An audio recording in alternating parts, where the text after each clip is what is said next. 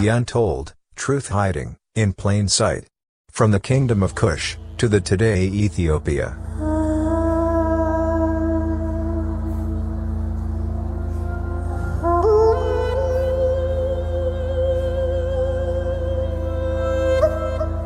One the largest ethnic group in East Africa today, they were existed as a community of people for thousands of years in East Africa.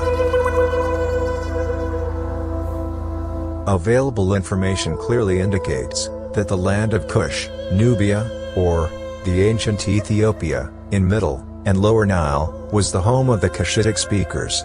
It's from there that they subsequently dispersed and became differentiated into separate linguistic and cultural groups.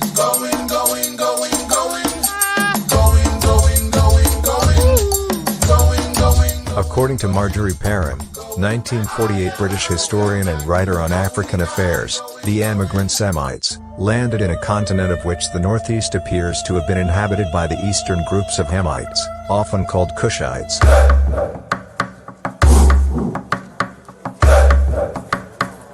The various Kushitic nations, inhabiting Northeast and East Africa today, are the result of this dispersion and differentiation.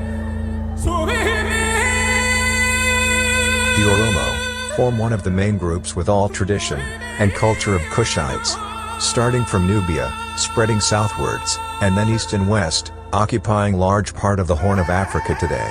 Their strong physical features, unique culture, language, and other evidences unequivocally point to the fact that they are indigenous to this part of Africa.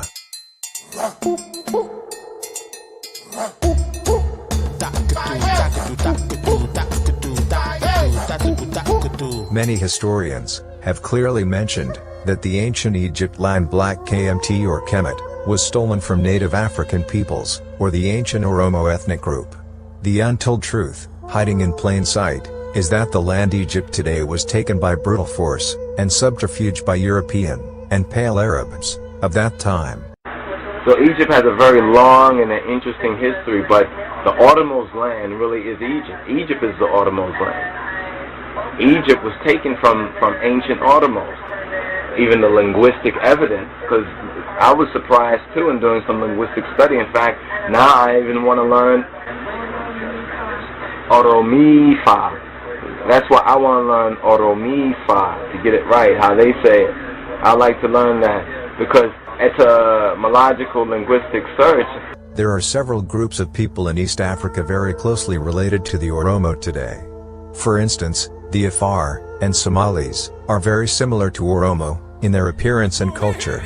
The fact that the Somali, Afar and Oromo languages share between 30% and 40% of their vocabulary could be an indication that these groups of people became differentiated very recently. Other Kushitic-speaking groups living in the same neighborhood, who are closely related to the Oromo, are Kanso, Sidama, Kambata, Durasa, Ago, Seho, Baja and many other groups. The Abyssinian history, about the arrival of the Oromo people, in the 16th century in East Africa from outside, is a fabrication and denial of historical facts. It is a myth created by Abyssinian court historians and monks, sustained by their European supporters, and which the Ethiopian rulers used to lay claim on Oromo territory, and justify their colonization over the Oromo people. However, several authorities and historic evidences have indicated that the Oromo were in fact in the northeastern part of the continent before the arrival of the Habasha.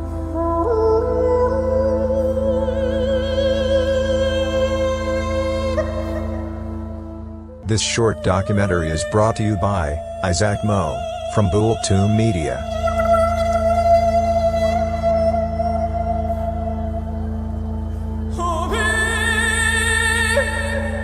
If you want to understand today, you have to search yesterday. We are not makers of history. We are made by history. Going.